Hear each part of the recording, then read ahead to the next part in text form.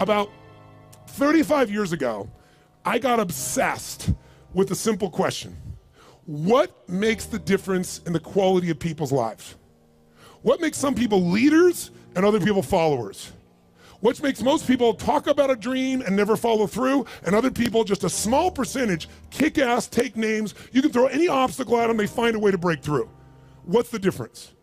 And when I first grew up, I grew up very poor financially. I grew up in a very tough environment.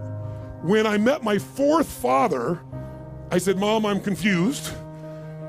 I was confused because I always loved people, just my nature. But when I was in high school, I was not the most popular kid in school. In fact, the most popular kid in school treated me like hell. He was so vicious and mean, I thought, what makes that guy popular? So it made me obsessed to want to know why people's lives turn out so differently. And my first answer, growing up poor with no great role models, was, well, some people are just lucky. They grew up in a family where everybody loves each other and they stay together. You know, some people are lucky. They grew up in a family and everybody's educated, and so they work hard to educate their kids. Or some people are lucky. They grew up in a family with lots of money, so they have resources to travel and learn and expand and do whatever they want. And as much as I wanted to believe that story, that some people are just lucky, that they had a better family, when you pay attention and you're even slightly honest with yourself, that story doesn't hold up, does it? Because when you look around, what happens to people that were truly given everything and they don't have to work for it? What happens to the person who's born and they got total love and support from their family? They have total financial abundance. They don't have to worry about it whatsoever. They got all the great education. What happens to the majority of those? Not all, but the majority of those people don't build any muscle. They're not hungry because everything was given to them, so they don't have any hunger that could give them drive. Which, if you ask me, Tony, what's the single most important key to success above anything else? It's not talent, it's not skill, it's hunger. If you get enough hunger going in you for an answer, you'll find the answer. If you get a hunger enough inside of you that says, I gotta take things to a next level, I gotta achieve, I gotta make a difference, I gotta expand, you will find the answer. People's intelligence will expand if they got enough hunger. But if you got everything and you're not hungry, you're not gonna have much.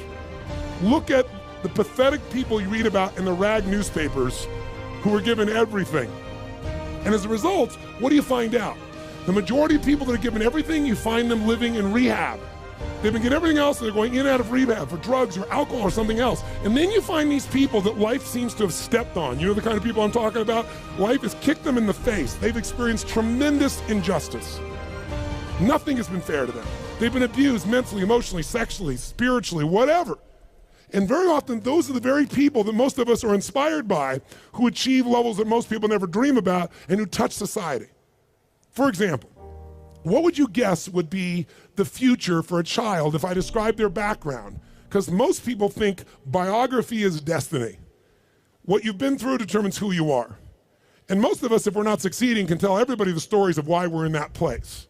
But it's much more fun to tell people where you are today in spite of what happened in your life. That's a much more interesting story, isn't it? But if you look around, what if a person's story is this? True story. A person's born and their father's not there as a baby. Their father left before they got there. Their mother is going to raise them, and their mother's 13. A child being raised by a child. If that's all I told you, what would you predict the future of this child would be good? Real positive, uplifting, expansive, powerful, influential, or concerning? Concerning. What if I said this 13-year-old mother didn't know what to do with this baby and was overwhelmed, so she gave the baby most of the time to her grandma, who had lots to deal with?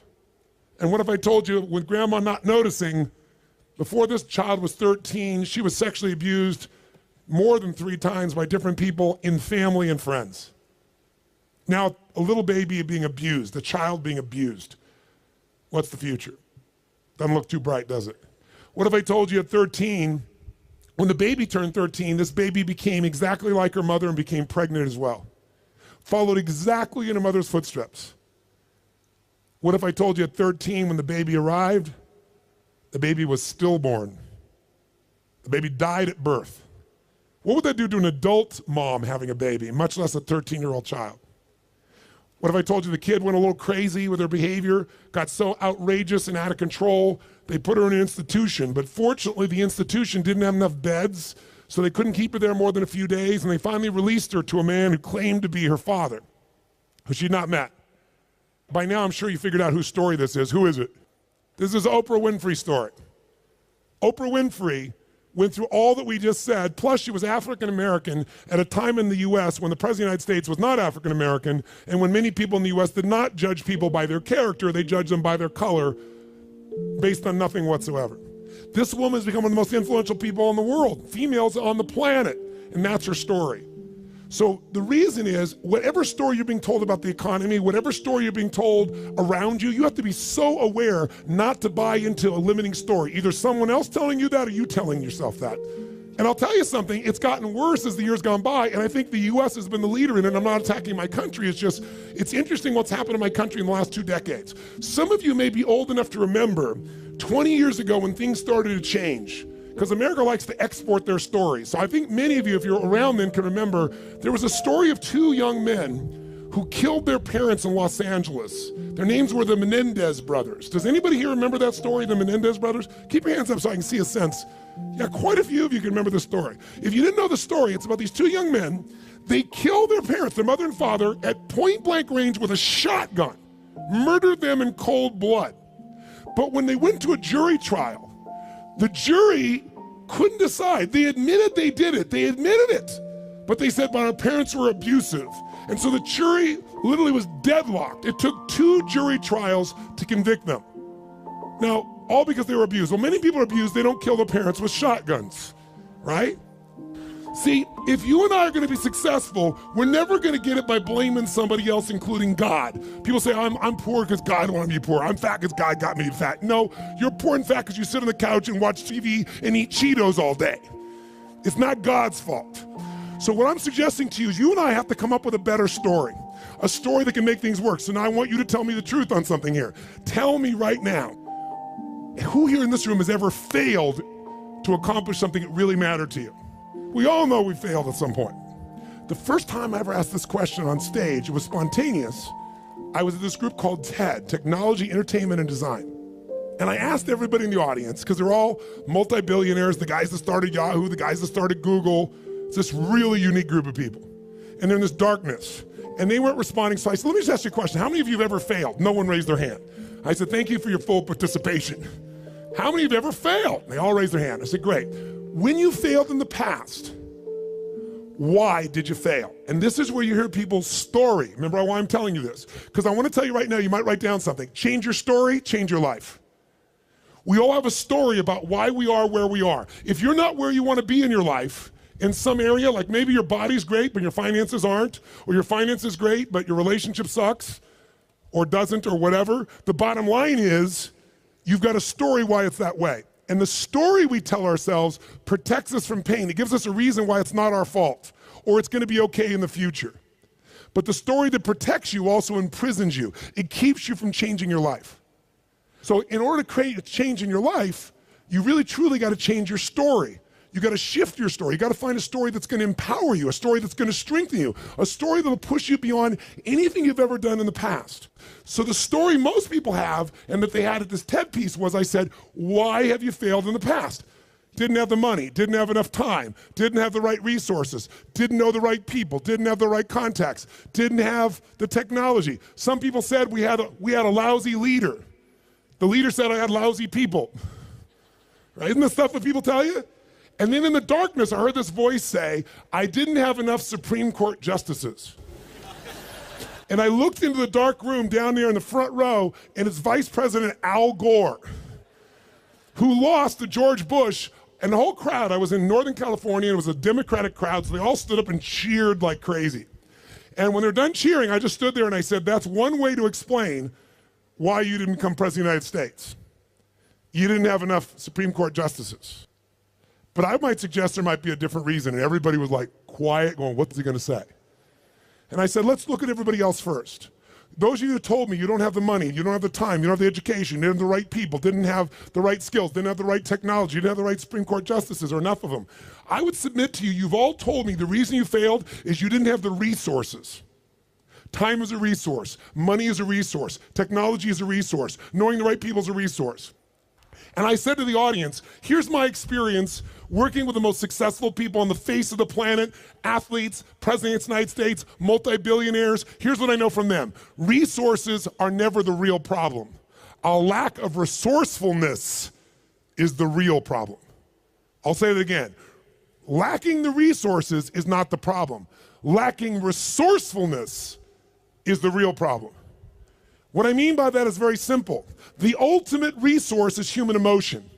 What starts wars? Is it logic? Hell no, it's emotion. What makes you get married or get divorced? It's emotion. What will make you stay up all night, work to build your business? Emotion. What will make you give up? Emotion. If you don't master your emotion, if you don't become resourceful, then you're gonna think the problem is resources. Because I'm here to tell you, every great person I know didn't have the resources, but they got them because they're resourceful. And what that means is, if you're creative enough, creativity is an emotional resource, can you find an answer to the problem, yes or no? If you're determined enough, can you find the money that you don't have? Can you find it, yes or no? If you care enough and get other people to care with you, can you get them to help you, yes or no? If you are bold enough, if you're strong enough, if you're disciplined enough, can you get yourself to do things other people cannot find a way to do, yes or no? See, the ultimate resource is resourcefulness. And I tell you that, my friends, because I grew up with no resources, but I became very resourceful, and that's why I have the privilege to be with you today. And I said, so are you, Mr. Vice President? I watched you speak last night, and the previous night he'd spoken to this Who's Who crowd, and he had spoken on the inconvenient truth. And it was the first time he did that speech that they made into a movie. And he was so passionate. And you never saw him passionate, but he was passionate. He grabbed everybody. People liked him, people didn't like him. I said, listen, let me tell you something. You said you didn't have enough Supreme Court justices? Here's the truth. I watched the debate with you and Bush. I wanted to vote for you, but I couldn't. There wasn't any energy. There was just ego there. I said, I watched those debates. I said, if the guy that was up here last night was the guy in those debates, you wouldn't need the Supreme Court justices. And the whole crowd went berserk. They started clapping, standing ovation, and he came over and gave me a little high five and said, you're right. And we became good friends out of it. And people came to me afterwards, the guys from Kleiner Perkins, multi-billionaires, they took me to dinner and they go, we've all been thinking that. No one would ever say that. How could you say that publicly?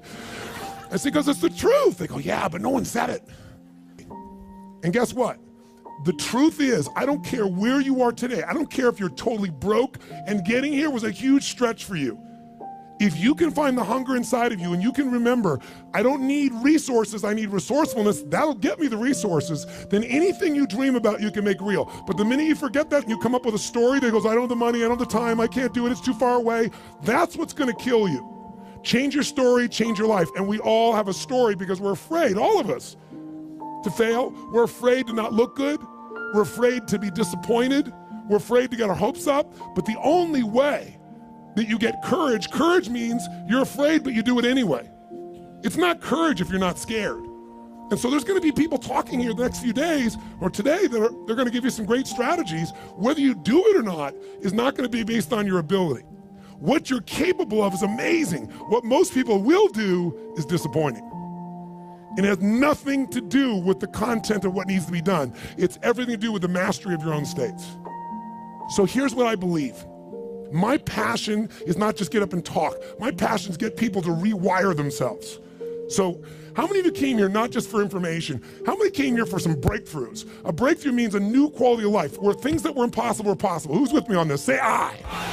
So let me give you 3 keys to a breakthrough. Any one of these 3 can give you a breakthrough, but if you do all 3 of these, you're gonna have an extraordinary breakthrough. So let's start with something so simplistic that none of us would be emotionally attached to it, and we all know it's true. And let's take a symbol in society. All over the Western world, including Australia, and you guys are a bit better than America, but not by a whole lot. What's happened to societies, Western societies, in terms of their health and fitness? Now, I don't know the current numbers here in Australia, but I'll tell you how bad it is in the US. I know you're slightly better than this. 1/3 of Americans are obese now. 1/3. Literally 60% of Americans are overweight. Now, I want to ask you a question. Is that because the strategies required to losing weight are so complex that it's just completely overwhelming? Is that why, yes or no? No. However, if you have the wrong strategy, you're guaranteed failure, even if you're motivated and driven and excited. Is that fair to say? Like, I can remember a few years ago when on the cover of Time magazine was a diet called the Atkins diet. And it said, I don't remember the exact number, I think it was 13% of Americans, the largest number ever, were all on this diet. Now, if you knew anybody was on the Atkins diet, of course you'd lose weight. First, the number of calories you took came down, but second of all, you ate such an acidic diet that you literally had to pee on a stick so you wouldn't go into acidosis. And if you ever smelled the breath of someone on that diet, you wanted to stay as far away as you humanly could be. Now, that's not too hard to figure out, that if I got to pee on a stick so I don't go into acidosis and my breath is this bad, this may not be a sustainable approach to losing weight. But everybody did it. So if you have the wrong strategy, it's not going to work. So let me give you 3 things in reverse order of importance, okay? Reverse order, least important first. If you want a breakthrough, one of the things that give you a breakthrough is a strategy. A new strategy could change everything. Does that make sense? A new way to do something. If you come up with the right strategy, it could save you a decade. It could save you 5 years. And one reason to come to a seminar like this, in my opinion, is to gather up as many strategies as you can. And what I want to do in just this short little time I have with you is see if I can give you some strategies that'll give you breakthroughs in whatever you want to go after. Some real quick strategies that really work. What is a strategy? It's a specific way to do something that if you do it that way, you get the result every time. Let's think about a strategy like a recipe. If you know someone's recipe and they took 25 years to figure out how to make the perfect chocolate cake, and you're not a baker, but you got their strategy, you got their recipe, how often can you get the same quality of chocolate cake if you follow their recipe, if you follow their strategy? How often will it work? How many times? Every single time. That's the beauty of a strategy. So there's going to be a lot of strategies available to you here during this course. I'd be listening and find the strategies that appeal to you most. But I'd submit something to you, my friends. I'm a strategist. I'm a business and life strategist. I'm always finding the little thing that'll change it all. I'm obsessed by it. And I fill up my events with them. But I know something about strategies. You can give someone the perfect strategy, and they can still not do it. They can even know it's the right strategy and still not follow through. That's why the problem in our society is not a lack of strategies. If I said to you right now, okay, we got to lose weight, and we're in downtown Brisbane, and we were to walk 10 blocks, how many places would we pass within 10 blocks that could help you to lose weight, for example, or get fit or get strong? How many? In fact, you don't even have to get up out of this building to learn how to lose weight, because today, God forbid you were going to get up and walk, you could just pull out your iPhone or your iPad or whatever phone you have, and you could download 10 books right now that you'll never read, right? On how to do it. Maybe you'll start reading the first one, and then you'll get a little text. Oh, what's the text say? And you won't read the rest of the chapter. How many trainers are there in the Brisbane area that could get you fit and strong? Are there plenty, yes or no? Yes. So, is it a strategy problem, do you think? No. So don't get me wrong, I believe strategy is invaluable, but strategy without the next 2 is basically worthless in my experience. You know what to do, but you don't do what you know. But the right strategy versus the wrong strategy is critical. And why don't you make a note of this, really important. You have to do the right thing at the right time. I'll give you an example in my country. Buying a house, right thing to do. In my country, 2007, wrong time. If you bought a house in the United States in 2007, right now you're upside down anywhere from 30 to 70%. 70. In places like Las Vegas, they're down 70%. I have a friend that had a $10 million home just sold for $3 million. That's why, my friends, I'm a student of seasons. That's why you have to understand and become so incredibly bright and aware as to what's really going on. So when someone tells you the strategy, you go, is that really right now? Because they'll show you a strategy that worked. The question is it working now? You want someone who's done it and is doing it. People go all the time and they go see someone, let's say a really nice stockbroker who then tells them what to do with their finances, but you got more money than he does. That ought to be a clue he's not the person to talk to. People go to psychiatrists all the time that are taking antidepressants for their depression, and they wonder why they don't get better. I mean, we're weird this way. I'm telling you, if you're going to get a strategy, you better get somebody who's doing it, someone who's getting results. Now, strategy isn't critically important. Even though I beat up on it, is it still a huge advantage with the right strategy, yes or no? Yes. So what's the second thing? The second element, though, that affects whether you're going to use the strategy or not is the story you tell yourself. Does that make sense? Because if your story is, I'm big boned, or I've tried what? I've tried what? Everything. If you tried everything, you'd have the answer.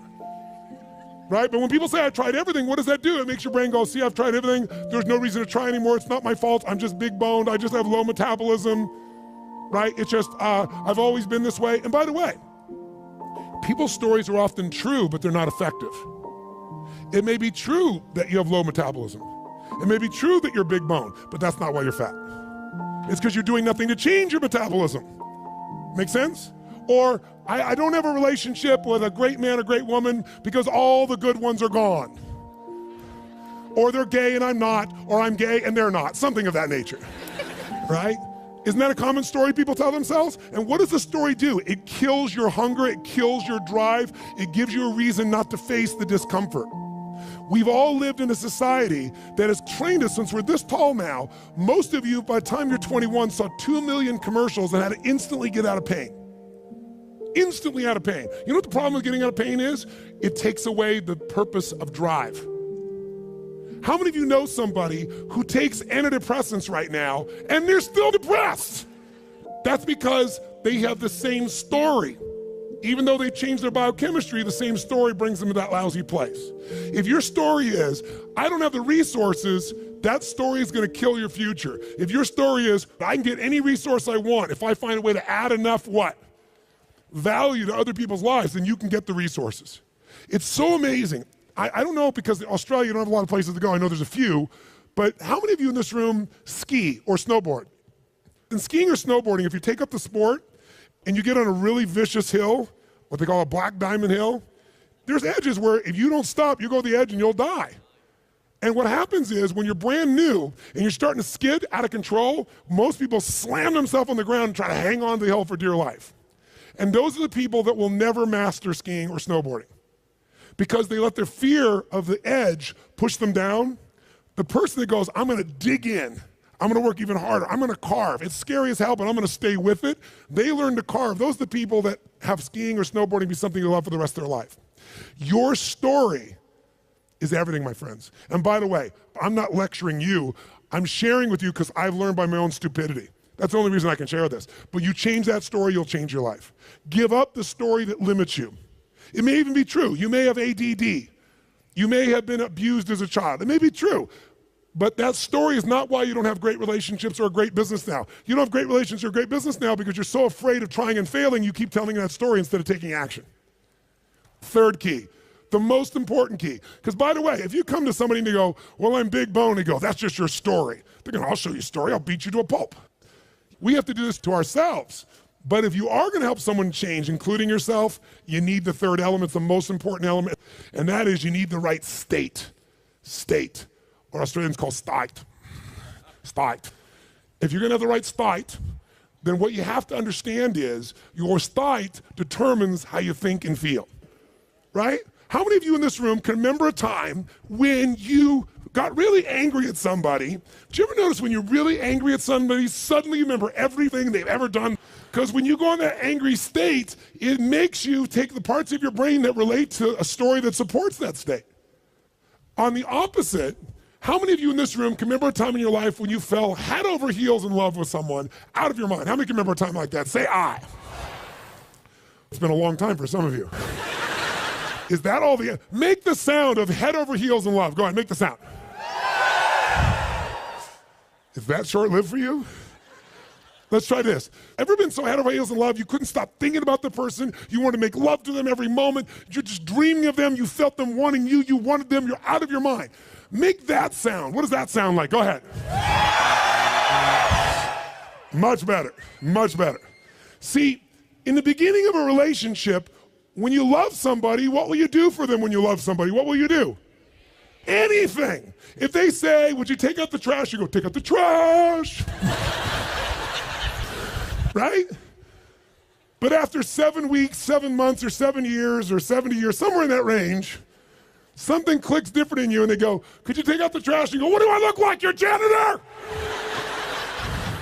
And they go, I don't know what it is. We used to have so much passion. Where did it go? I'll give you a clue, write this down.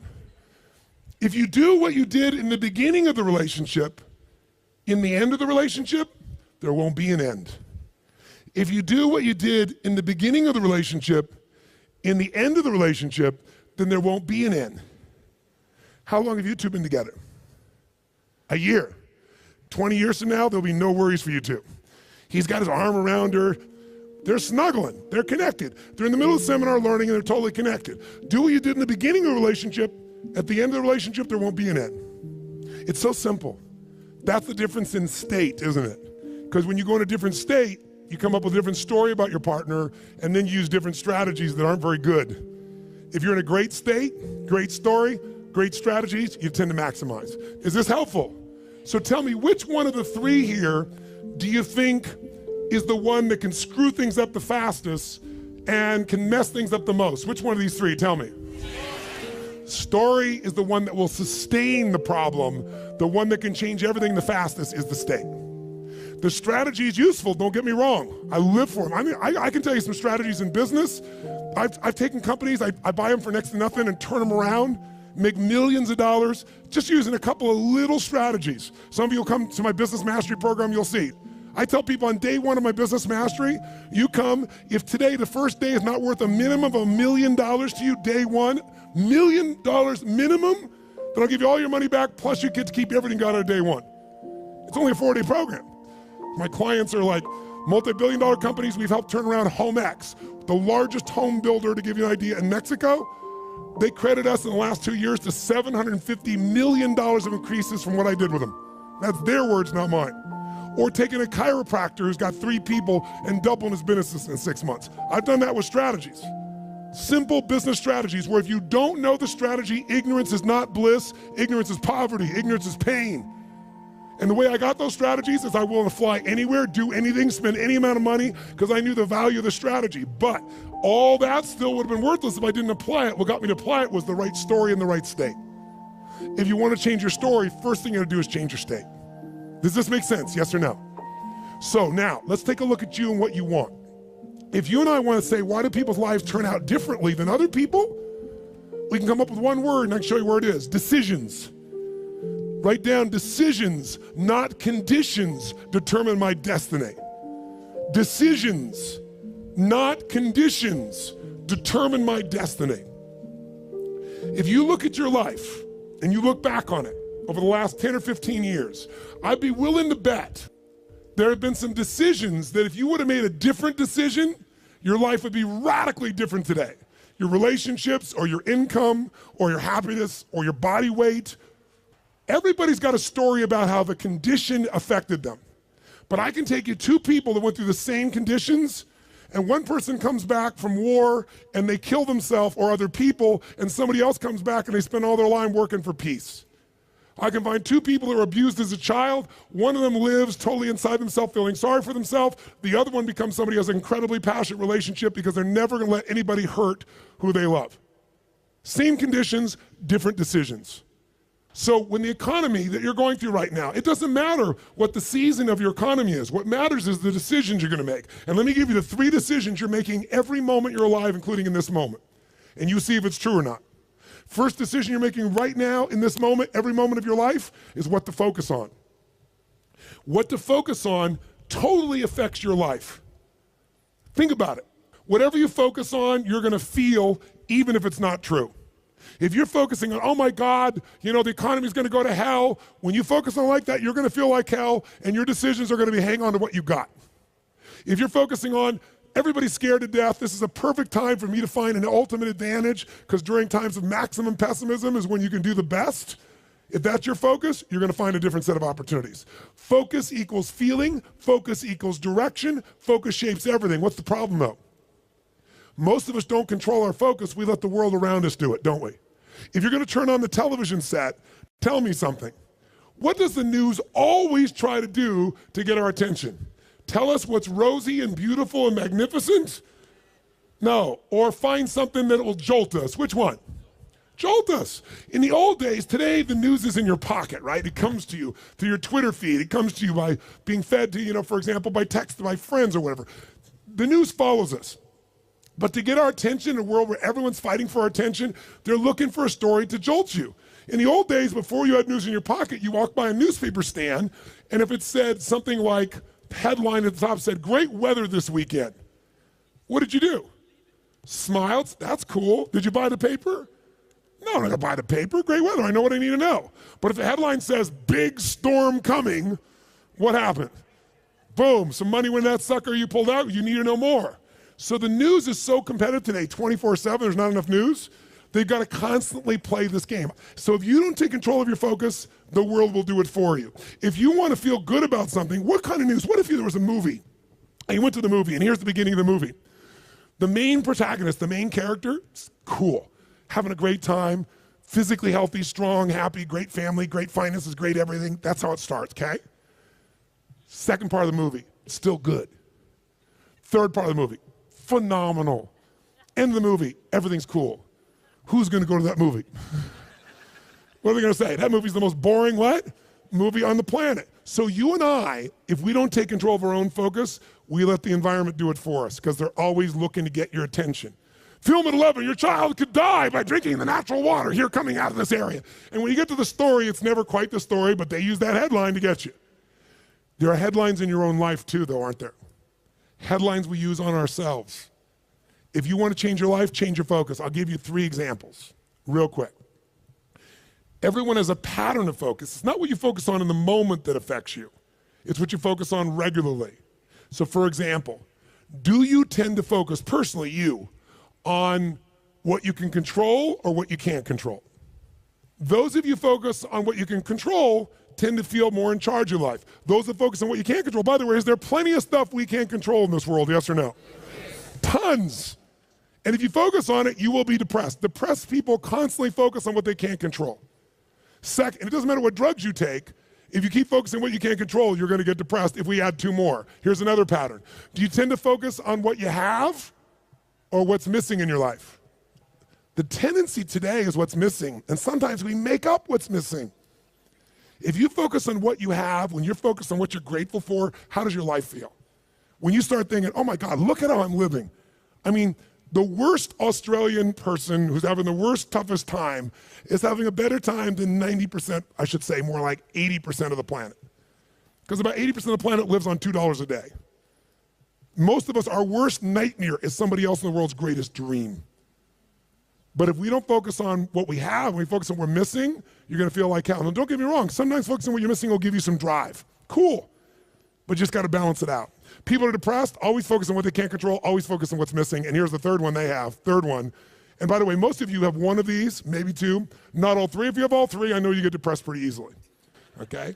Third one, do you intend to focus on the future, the present, or the past? Now, we all do all 3, right? But which one do you tend to put more focus on, the future, the present, or the past? What is it for you? Just say it out loud, quick. Future. Now, in this room, you hear a lot of the future, which in my country is called future. And most of you came here because you're interested in the future, aren't you? Isn't that why you came here? That gives you an advantage, doesn't it? Because most people tend to look at the past. If you're focused on the past, since you can't control it, it's gonna probably, many times, lower your energy or even depress you. If you focus on the present, you'll probably be happier because the present moment's got more to it. A great business person looks at the future and the present, back and forth. A great happy human being tends to live in the present. A miserable human being tends to live in the past. Now, there's some exceptions. If your past is the best part of your life, you might want to spend more time there. But the problem is, if you're trying to drive yourself into the future and you're using a rearview mirror called the past, what's gonna happen, my friends? Tell me what's gonna happen. You're gonna crash. You're not gonna go backwards, you're gonna crash. Make sense? So these are just 3. I could give you so many more, and if you decide to come to the seminar, we're not just gonna tell you this, we're gonna work on it, but I wanna at least make you aware of it. So if you catch yourself focusing on what you can't control, go, okay, of course I can't control this, but this is what I am in charge of. This is what I can control. I'm missing this, that may be true, but here's what I do have. That will shift your state, which will then allow you to come up with a better what? Story, which will then get you to possibly be able to use a better strategy. Here's the second decision you're making right now as you're sitting here. Second decision, as soon as you focus on something, you now have to give it a meaning. What does this mean? What does this mean? So for example, is this problem in your life a problem? Is it God punishing you? Would it feel different than if you said I have a problem versus God's punishing me? Or is it a challenge? Or what if it was a gift? What if this problem was truly a gift? Would it change how you felt, the state you're in, the strategy you would find, versus if you thought this was a curse? You better believe it. And every moment we're making decisions once we focus on something on what it means. Were you just humiliating me? Were you teasing me? or you're challenging me. Whichever one you come up with is going to change a very different relationship between you and I. And it's all what you make up in your head, the meaning you give it. Is this the end or the beginning? If you think this is the end of a relationship, are you going to treat the person the same way as if you think it's the beginning of a relationship? Yes or no? If you think this is the end of your career, the end of opportunities to invest versus the beginning of them, then your whole experience is different. If your economy really were to take a huge explosion and take a huge drop down, it would be one of the greatest opportunities of your life. The fact that it's no longer growing geometrically is an advantage to you, if you understand that. Because by the way, you make more money when things burn down than when they grow because they burn down faster. It takes years to build the towers in New York, burn them down in a couple hours. And if you're smart, you can know how to do well no matter what the economy is doing. That's really the skill set you gotta master. But none of that will you get to unless you can come up with an empowering meaning from the situation. That's what makes somebody successful. What makes Oprah Oprah is she focused on what she could control. Oprah focused on what was possible, what was in the future, and how she could do something right now to make it happen. Oprah mastered meaning. She didn't say, I'm African American, I'm poor and I'm broke and I have no resources. She goes, I'm a tower of power and I'm gonna find a way to make this world change. Those belief systems got her, those states and beliefs, to the strategies that made her Oprah. Make sense?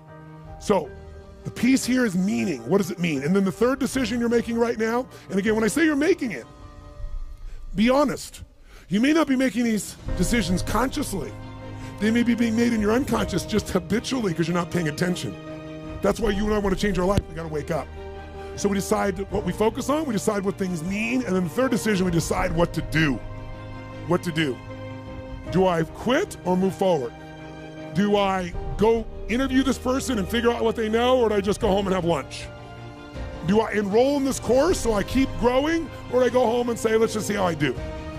Your decisions are going to be affected. Do I stay married or do I get divorced? Do I walk up to that person and say, I want to meet you, or do I just stay here and go, maybe it's not the right time? Your decisions of what to do are powerfully shaped by the emotions you were feeling, and the emotions came from the meaning.